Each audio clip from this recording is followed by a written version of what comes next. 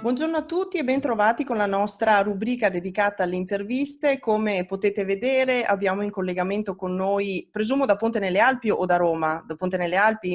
No, da Ponte, sono arrivato questa Sei notte. arrivata questa notte. Abbiamo in collegamento con noi l'onorevole Roger De Menech, deputato del Partito Democratico. Grazie per aver accettato l'invito a realizzare questa intervista. Grazie. No. Grazie a Ehm, voi per l'invito. Allora, io partirei subito da una notizia abbastanza fresca, cioè il via libera dell'Aula della Camera al decreto legge per le Olimpiadi Milano-Cortina 2026. Lei è stato relatore appunto di questo decreto legge, è stato votato quasi all'unanimità, ora dovrà passare al Senato e l'approvazione dovrà avvenire entro il 12 maggio. Ma il fatto di approvare questo decreto, soprattutto in un periodo difficile come quello che si sta vivendo dell'emergenza coronavirus, lancia dei messaggi importanti anche in vista di una ripartenza. Assolutamente sì. Io sono intanto molto molto contento di aver potuto svolgere la funzione di relatore, essere stato nominato all'interno della Camera. È un ruolo fondamentale che mi ha anche permesso, insomma, di avere delle interlocuzioni importanti con tutti i ministeri competenti per materia e secondo me abbiamo fatto molto bene a mantenere in calendario questa approvazione, proprio perché avevamo la necessità importante di mandare due messaggi. Sì? Io li ho riassunti così. Uno molto pratico alla comunità internazionale, soprattutto alla comunità internazionale dello sport, mi riferisco al CIO, che ci ha assegnato le Olimpiadi e che voleva che noi battessimo un colpo, insomma, che Certo. la procedura rispetto alle organizzazioni andasse avanti. Questo è una forma di garanzia. Ci sono le garanzie economiche e finanziarie, c'è la governance, abbiamo strutturato, cioè il primo mattone molto solido è stato messo. La seconda, forse ancora più importante, è che in un momento di grande crisi, di difficoltà, in cui siamo tutti molto preoccupati, forse questo è quella luce in fondo al tunnel, è un segno di speranza. Io l'ho detto ieri in aula, un segno di speranza da dare a tutti i cittadini italiani, ma in particolare il caso ha voluto ai cittadini di due regioni, Veneto e Lombardia, che saranno protagoniste delle Olimpiadi e che oggi, ahimè, sono protagoniste in negativo, la Esatto. Lombardia in particolare, come le regioni più colpite dal virus. Allora, in questo senso, è chiaro che oggi gli sforzi del Parlamento, anche della politica tutta, sono concentrati sul virus e sulle misure sanitarie ed economiche. Questo è, credo, l'unico provvedimento extra, chiamiamolo così, del calendario del mese di aprile. Certo. È molto significativo, abbiamo fatto bene a mantenerlo, è un segno di speranza e soprattutto ci dice che stiamo anche lavorando per il dopo, perché Certo, insomma certo. questo virus finirà, insomma se l'emergenza deve finire, speriamo presto, lo dico Speriamo anche, presto. e quindi dobbiamo essere pronti. Secondo me questo è un fattore di sviluppo per le Certo. nostre comunità molto molto importante. E appunto, come diceva, lanciare il segnale che l'impegno a organizzare i grandi eventi a cui ci siamo candidati viene mantenuto. Già questa Assolutamente. epidemia di per sé è una cosa terribile ed è capitata anche, diciamo, in un periodo cruciale per la provincia di Belluno e per tutto il territorio del Veneto e anche per la Lombardia. Ieri l'ANAS ha pubblicato 3 bandi per l'assegnazione degli interventi lungo l'Alemagna in vista dei mondiali di sci 2021. C'è la preoccupazione che questa emergenza di carattere sanitario, che avrà e sta già dimostrando di avere dei risvolti economici negativi, possa portare a un ritardo nella realizzazione delle opere necessarie in vista degli importanti appuntamenti. Ma io sono molto onesto, ne ho parlato nei giorni scorsi per l'appunto con il Ministero delle Infrastrutture, con la ministra Paola De Micheli, ne ho parlato con RFI, ne ho parlato con ANAS, ho ottenuto i rapporti con tutti gli enti dello Stato che fanno infrastrutture. E chiaramente c'è anche il problema virus nelle opere pubbliche, ma dobbiamo essere molto onesti che sul grande tema delle opere pubbliche c'è un problema burocratico enorme, grande come Esatto. una casa. Quindi i ritardi, oggi sì, abbiamo perso qualche mese sicuramente anche per il virus, ma i ritardi veri, quelli più, diciamo, che hanno influito in maniera importante sul cronoprogramma, soprattutto delle opere stradali, perché la cosa particolare dei mondiali di sci è Sì? che le opere diciamo sportive, le piste, l'impiantistica, è già tutta terminata. Noi eravamo pronti perfettamente al 100% per fare le finali di Coppa del Mondo, che certo. ahimè sono state cancellate. Non è successo la stessa cosa con le strade, tanto è vero che nel decreto, all'articolo 3, dove si costruisce la società che dovrà gestire il piano delle opere e delle infrastrutture, noi diciamo che c'è la possibilità di usare come stazione appaltante gli enti già esistenti, Sì. e quindi RFI, ANAS, le province autonome, le 2 regioni o chi per esso, ma c'è Mhm. anche la possibilità di nominare i commissari. Sì. Ecco, secondo me in questo tema, io lo dico in maniera molto franca, sulle opere stradali, per dare una scossa da un punto di vista della viabilità, perché arriveranno ulteriori risorse anche importanti, e per chiudere il cerchio noi abbiamo bisogno di nominare commissari ad hoc che si occupino solo di quelle opere e di semplificare. Devo dire che un paio di commi li abbiamo già introdotti nelle norme e Mhm. abbiamo preso a riferimento proprio quei commi che sono serviti al comune di Cortina e al commissario Luigi Sant'Andrea per Sì. fare gli impianti di sci. E con un Certo. emendamento che ho fatto approvare, che ho riformulato come relatore, abbiamo introdotto degli elementi di semplificazione. Bisogna lavorare ancora, ma quella è la strada. E quindi forse per me, lo dico io, l'ho già detto al Ministro, nominerei un commissario per la viabilità e per le opere di Certo. viabilità del Veneto, uno per le opere di viabilità in Lombardia, perché così forse portiamo a casa il risultato di fare sia quelle per i mondiali che quelle per le Olimpiadi. Certo, un modo per snellire le procedure e velocizzare anche un po' il tutto. Ok. Assolutamente sì. Rimanendo in tema emergenza coronavirus, purtroppo la tematica è all'onore di tutte le cronache, quindi non si può non considerarla.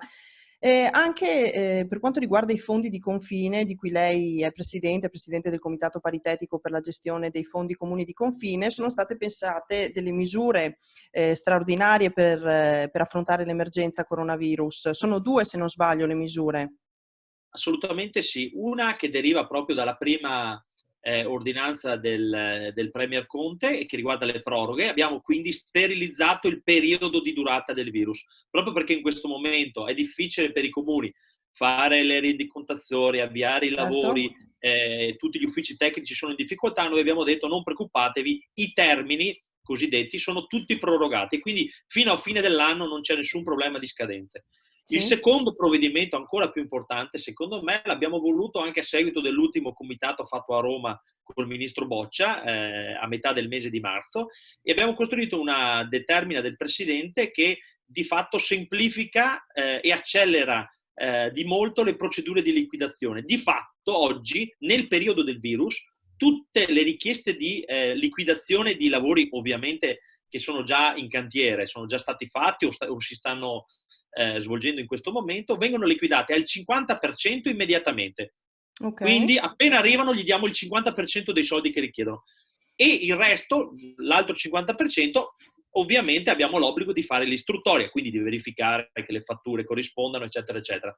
Questo vuol dire dimezzare i tempi della liquidità dei comuni e io spero delle imprese, e lo abbiamo fatto mantenendo da una parte il controllo, perché il 50% che facciamo dopo l'istruttoria ci serve a controllare, ovviamente come è giusto per la pubblica amministrazione, ma diamo subito una iniezione di liquidità. Io ho valutato così una stima, ovviamente, che per la provincia di Belluno questa cosa qui può valere, mettere in circolo nel giro di 10 giorni 6 milioni di euro che vanno a finire alle imprese, che non sono pochi, insomma, e quindi è un ulteriore segno di attenzione che ho concordato col ministro Boccia e che quindi stiamo cercando di portare avanti.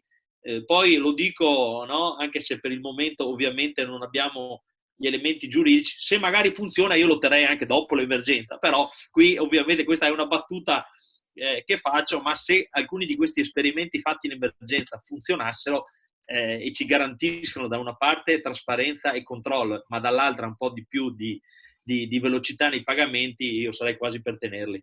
Certo, certo. E a proposito di provvedimenti che potrebbero essere utili anche nel post-emergenza, in questo momento ormai da febbraio, da fine febbraio, le scuole di ogni ordine e grado sono chiuse e quindi si sta utilizzando la didattica online, che però ha dimostrato i suoi limiti, soprattutto nelle zone di montagna dove la connessione internet è complicata, è difficile.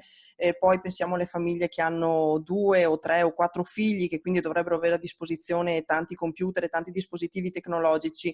Lei qualche tempo fa aveva lanciato anche la proposta, di cui se non sbaglio ha parlato con i dirigenti scolastici della provincia di Belluno, con il dirigente scolastico regionale e anche con il vice ministro all'istruzione, la proposta di pensare attraverso sempre il Fondo Comuni di Confine a una scuola sempre più digitale e anche a dei voucher digitali per le famiglie.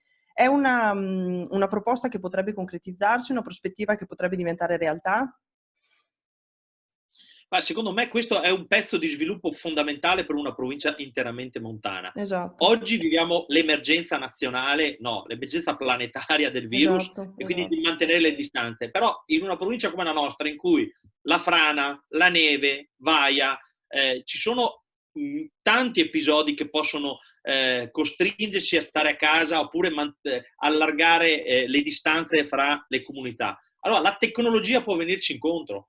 Fra l'altro io questa mattina ho fatto una call proprio con i responsabili nazionali che stanno Sì, facendo proprio le opere di infrastruttura della banda larga anche nel territorio veneto e bellunese, che stanno sì. andando avanti nei lavori. Quindi io dividerei schematicamente. Dobbiamo spingere perché la banda larga venga distribuita in tutti i comuni della provincia, Mhm. velocissimamente.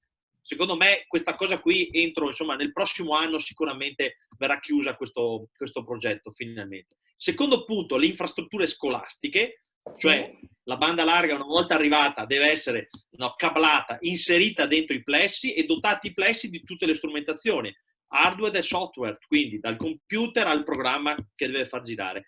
Il terzo punto, l'hai citato tu, e è molto molto importante, è venire incontro poi alle necessità della famiglia, perché è chiaro che se uno ha un figlio ha un certo tipo di necessità, ma se uno si vede con la didattica a distanza con 3 bambini che contemporaneamente devono avere 3 tablet, 3 computer, una connessione molto più potente e bisogna venire incontro. Secondo me questo, io continuerò a dirlo, abbiamo fatto una serie di riunioni nel mese di dicembre anche con la mhm. dirigente regionale, ne ho parlato con l'Anna Scali, vice Sì, ministro all'istruzione, anche per far diventare un po' degli esempi virtuosi perché poi la scuola possa affrontare questo tema in maniera organica in tutto il territorio nazionale. Secondo me questo è un punto qualificante del vivere in montagna. Insomma, dobbiamo mhm. dare a tutti, a prescindere da uno dove vive, dal paese più lontano dal centro e magari più impervio e più difficilmente raggiungibile, dare le stesse opportunità di informazione, di scuola, di formazione. E Certo, la tecnologia è un fattore fondamentale di sviluppo. Lo certo. abbiamo visto oggi, ripeto, e devo dire, io ho visto alcuni dati rispetto a come si stanno comportando le scuole, devo dire soprattutto le scuole superiori, Sì, abbiamo più dati, devo dire che la provincia di Belluno non è messa male, abbiamo un personale docente pronto, insomma sulla didattica a distanza secondo me stiamo facendo un lavoro egregio già oggi. È chiaro che se mettiamo in campo alcune misure si può migliorare. Io sicuramente questa proposta alla prossima pianificazione intendo portarla, poi è ovvio che bisognerà capire le priorità che ci sono in tutta la provincia, però è importante innanzitutto pensarci, metterci un po' la testa e magari progettarle. ok. E quando si parla di voucher digitali, quale sarebbe nel concreto l'idea che era emersa, la proposta che aveva fatto? Ma io ho visto anche qui, prendo spunto da un po' di anni che seguo le tematiche del fondo e quindi che frequento le province autonome di Trento e Bolzano. Lì, insomma, è un Sì? po' di anni che fanno dei voucher, sia dei voucher per le spese di investimento, quindi Ok, per l'acquisto del computer, che sono sì, ovviamente una tantum, si dà un buono e magari ovviamente si collega all'indice di ricchezza, cioè all'ISE, ovviamente, perché anche in questo senso anche in provincia autonoma di Trento e Bolzano si cerca di dare il sostegno a chi ne ha veramente bisogno. E poi ci sono però forse anche, questo lo stiamo vedendo proprio in questo periodo, dei voucher per le connessioni, perché ok, è chiaro che c'è un problema di, come dicevo, di infrastruttura, cioè di computer, ma c'è anche il problema di fare gli allacciamenti e i contratti. E come sappiamo, insomma, stimolare la domanda vuol dire anche stimolare le compagnie a portare il dato e quindi la connessione forte in tutti i territori della provincia di Belluno. Anche qui, esperienza vissuta a Trento e a Bolzano in particolare, non è sufficiente portare la banda, cioè portare la fibra in tutti i comuni. Bisogna poi che in quella fibra ci passino i dati e quindi che le compagnie private che distribuiscono il dato siano stimolate a portarlo dappertutto, e in questo senso, insomma, stimolare l'utenza aiuta anche a quello. Quindi questa è un po' la tecnica che è stata fatta. Io ho visto, insomma, a Trento hanno fatto cose anche molto semplici, ma che hanno avuto un'efficacia sul territorio molto molto importante. Certo, certo.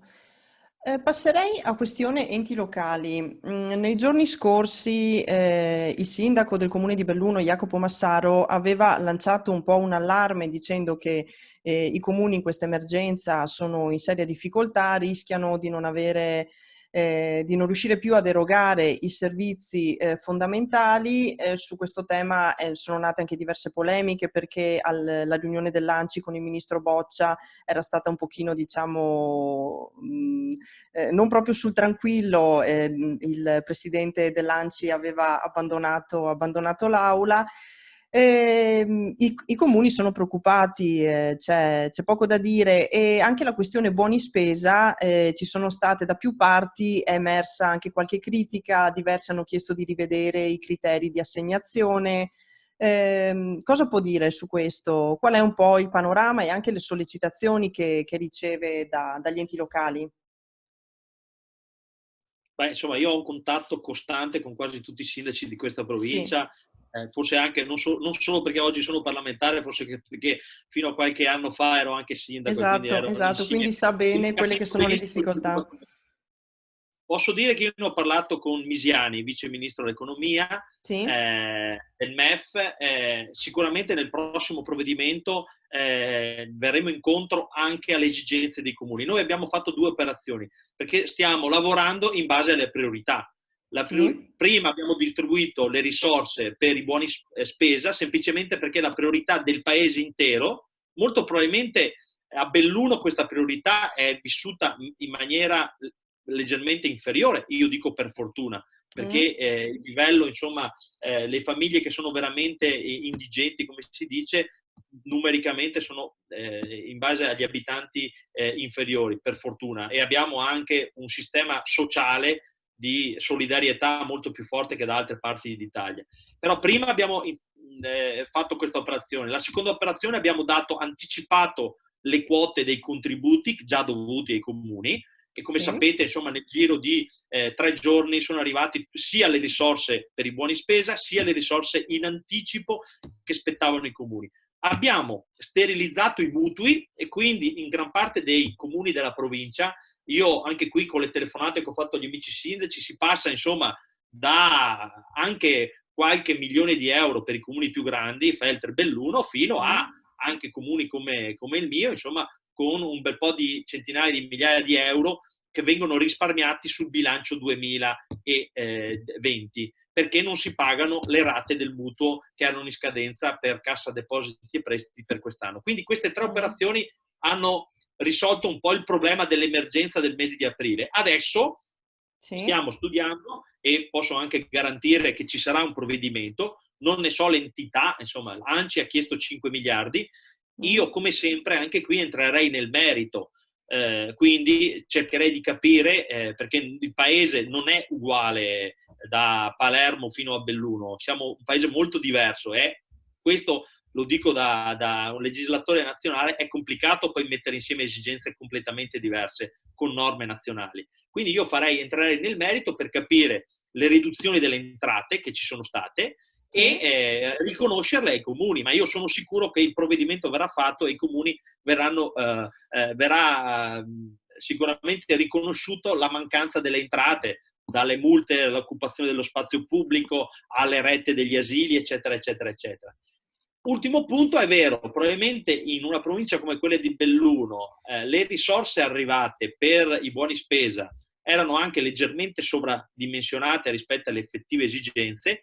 È Sì. anche vero che questa è una priorità, però lo dico ai sindaci che hanno detto, beh, potevamo spendere in maniera diversa. Intanto non è obbligatorio che li spendano tutti e subito. Sono risorse che non ritornano a Roma, che rimangono dove sono state assegnate, quindi nei vari comuni.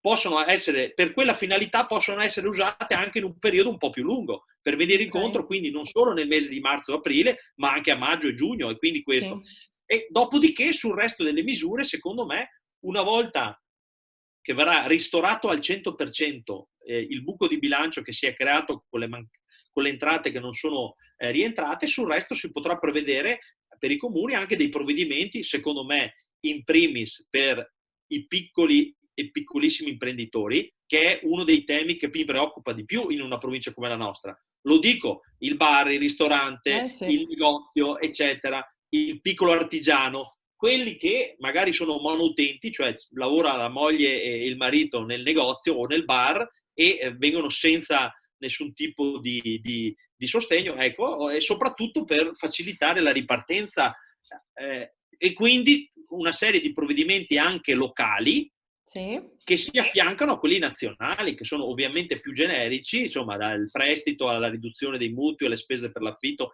ci sono già tutta una serie di provvedimenti che possono essere presi per queste situazioni, ma è chiaro che però, lo dico in maniera molto sincera, si agisce in questa fase di emergenza cercando di mettere in fila le priorità e ovviamente garantire a tutti la sostenibilità della vita, cioè la spesa e il cibo era fondamentale. Certo. Può sembrare magari un po' più distante per realtà come la nostra, lo ripeto per fortuna, ma anche da noi c'era qualcuno che soffriva. Ecco, quel provvedimento secondo me è stato un bel esempio, perché da quando è stato annunciato a quando il primo buono è arrivato nelle famiglie sono passati 5 giorni in alcuni comuni, perché è stato annunciato la domenica, il lunedì sera era già nelle casse dei comuni, il bonifico, sì, per così dire, e il sabato alcuni comuni avevano già approvato il regolamento e erano già i primi buoni, erano già in giro. Quindi secondo me se facciamo così, coordinandoci con i comuni, facciamo un bel servizio. Ok. Come già anticipava, ci sono 3 livelli di impatto sui cittadini, ci sono i provvedimenti governativi, ci sono i provvedimenti regionali e poi c'è anche l'Europa. Ultimamente si parla sempre solo di MES, ma c'è anche ben altro. Le polemiche anche sul tema Europa non mancano. Allora sì, sul tema Europa, sai, tocchi un tema molto spinoso per la politica e secondo me, lo dico in maniera molto brutale, per la propaganda.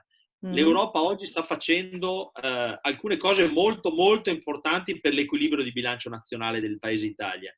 Ci compra il debito. Noi rischiamo di uscire da questa crisi, poi parlare di questi numeri sembra sempre di essere lontani dalle persone, però sono numeri che poi toccano le persone. Usciamo con un rapporto fra il deficit e il PIL che supererà il 150%, il che vuol dire che il paese Italia era già tanto indebitato, sarà ancora più indebitato. Gran parte di questo debito oggi ce lo compra la Banca Centrale Europea, cioè l'Europa, e ci fa mantenere bassi i tassi e il famoso spread. Questo vuol dire pagare meno interessi, vuol dire che tutta questa cosa qui costa meno a tutti i cittadini italiani. E questo è un punto che nessuno mai dice, ma è fondamentale. Dopodiché ci sono una serie, per esempio io cito i mutui BEI che abbiamo sempre usato per dire gran parte degli investimenti sulle scuole, riqualificazione degli edifici, anche i grandi contributi arrivati in provincia di Belluno derivano dai famosi mutui della Banca Europea degli Investimenti. Anche qui sono stati riattivati in maniera importante, qui dobbiamo farci trovare pronti per questo tipo di attività. E poi c'è il MES. Allora, io dico anche qui, io sono molto pratico, no? L'ho detto ieri in un'intervista di un giornale nazionale, e sono un montanaro, guardo la praticità, ma se il MES lo togliamo dalle polemiche di questi ultimi anni e diventa un fondo, i famosi 37 miliardi di euro, che è senza condizioni, cioè che ci viene fatto un prestito senza condizioni, cioè senza vincolare la finanza pubblica italiana, non vedo perché non possiamo prendere quei soldi e distribuirli in maniera intelligente per fare investimenti di sostegno alle famiglie e alle imprese nel territorio italiano. Cioè il problema vero, secondo me, in questo momento è essere molto concreti e guardare, insomma, ai provvedimenti per quello che sono. E ahimè in Italia ovviamente è già finita la cosiddetta luna di miele che si era creata attorno all'emergenza virus, e la polemica politica fine a costruire il consenso è già galoppante. Io entrerei anche qui nel merito. Cosa ci viene in favore se attiviamo il MES, che è un equilibrio per dare solidarietà in campo europeo? Era il cosiddetto, era stato pensato per la crisi, fondo salva stati per la crisi, tipo Grecia. Oggi dobbiamo trasformarlo, e la crisi non è più quella economica, è quella derivata dal virus. Sì, sì. Però, ripeto, togliendo le condizionalità, come si dice, e mi pare che ormai questo sia gioco fatto. Io ricordo a tutti che il famoso patto di stabilità europeo, i vincoli di Maastricht, di Lisbona, eccetera, non ci sono più in questo periodo. Quindi non ci sono più le regole sugli aiuti di Stato. Cioè, abbiamo citato sempre in negativo tutte queste cose, ma in questo momento l'Europa le ha tolte tutte. Quindi noi possiamo fare debito. Il tema vero, e lo dico perché la verità è sempre un elemento importante, il tema vero è che noi possiamo continuare a fare debito, però dobbiamo spendere bene i soldi, perché il debito, come qualsiasi padre di famiglia sa, prima o poi lo devi pagare. Quindi noi oggi abbiamo l'obbligo di fare il debito, ma secondo me abbiamo ancora di più rispetto al passato l'obbligo di spendere bene i soldi che prendiamo a prestito, e come sappiamo li prendiamo a prestito indebitando soprattutto le generazioni del futuro. Questo è un tema che riguarderà i ragazzi e i giovani e il futuro del paese. Certo, però è anche vero che probabilmente una volta terminata questa emergenza sanitaria, economica e sociale, forse interverranno anche dei meccanismi di cambiamento nei rapporti all'interno dell'Unione Europea. Cosa ne pensa? Non crede che forse qualcosa cambierà, che ci sarà una rimodulazione dei rapporti a livello di Unione Europea? Assolutamente sì, cambieranno. Questa crisi sanitaria, il virus, cambierà per un lungo periodo le relazioni interpersonali fra le persone, perché il distanziamento sociale, che è l'unico oggi fattore che riduce il rischio, colpirà nella testa delle persone, e non abbiamo ancora capito quanto. Esatto. E io di questo sono preoccupato, perché una provincia che stava facendo del turismo, per esempio, un motore di sviluppo come l'ha fatto la provincia, deve riflettere su questa cosa, come affrontare questa sfida. Ma cambieranno anche le relazioni fra gli stati. A me è piaciuta molto un'intervista del rappresentante degli industriali di un land della Germania, della Baviera proprio, perché lui dice alla Merkel: attenzione signora Merkel, se non mettiamo in sicurezza e facciamo ripartire il sistema Italia per la manifattura, si riferiva ovviamente al ciclo dell'automotive, cioè tutto quello che serve per costruire una macchina. Noi in Germania non siamo più in grado di produrre una macchina se non ci sono i pezzi che producono in Italia.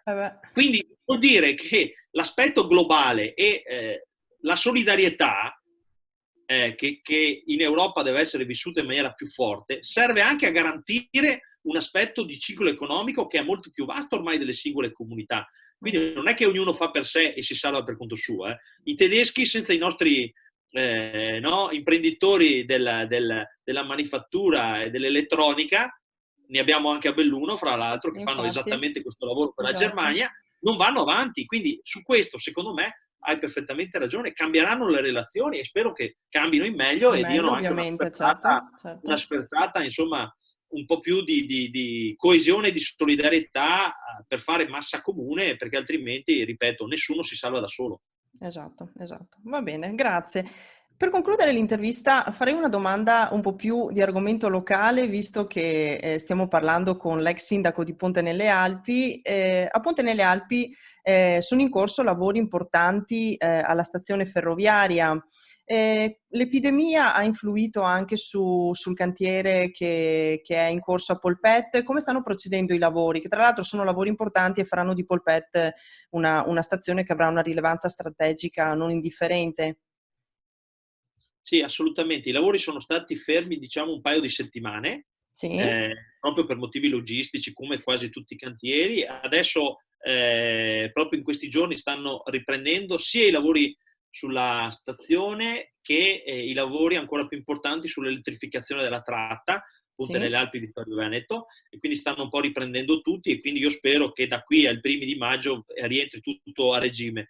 Mhm. Diciamo, se prima ero molto preoccupato della situazione delle strade, sono molto fiducioso invece della situazione della ferrovia, nel senso che, ok, avremmo perso anche forse un mesetto rispetto al cronoprogramma, non è quello che cambia la sostanza. E devo dire che la stazione di Polpet, non tanto perché è a Ponte nelle Alpi, diciamo, quanto perché diventerà un perno della nuova modalità ferroviaria elettrica, Esatto. è un elemento straordinario per il futuro della nostra provincia. Pensare di poter andare un po' più velocemente da Belluno fino a Venezia o a Padova con un treno che non deve fare rotture di carico e quindi non deve cambiare da diesel a elettrico, cambia completamente la mobilità della nostra provincia. E quindi, ripeto, fra le cose che abbiamo fatto in questi anni, questa cosa qui, elettrificazione, ferrovia nuova, le stazioni, perché poi oltre a Polpet, Ponte nelle Alpi, c'è Calazzo che è già in pista, ci sono il restyling, insomma, di tante stazioni anche in provincia di Certo, Belluno, certo. Belluno stesso, Feltre, eccetera, eccetera. Secondo me è una delle cose più importanti che abbiamo fatto, è una delle cose che sinceramente mi dà più soddisfazione, perché cambia un po' il volto della mobilità della nostra provincia. Erano tantissimi anni che si sentiva parlare e finalmente l'abbiamo fatto. Secondo me è un passo avanti enorme, insomma. Poi a Ponte, come si sa, in quell'area lì oggi sta cambiando un po' tutto, ci sarà un grande parcheggio scambiatore per le Scambiatore, corriere, sì. secondo me verrà fuori un centro che sarà nella disponibilità di tutto il territorio provinciale, proprio per scambiare dalla gomma alla rotaia in maniera importante l'utenza, insomma. Certo, certo, un luogo baricentrico e strategico a favore di tutta la provincia. Va bene, Assolutamente. onorevole Demenec. Allora io chiuderei qui questo collegamento sperando che a breve ci si possa incontrare e intervistare di persona, ma vedremo un po' come si Speriamo. useranno le mascherine, tutto quello che serve, Sì, vedremo un po'. assolutamente. Grazie a voi per Esatto. le interviste e per il lavoro che fate quotidianamente. Grazie mille, onorevole, buon lavoro e a presto. Grazie. Buon lavoro, arrivederci. Arrivederci.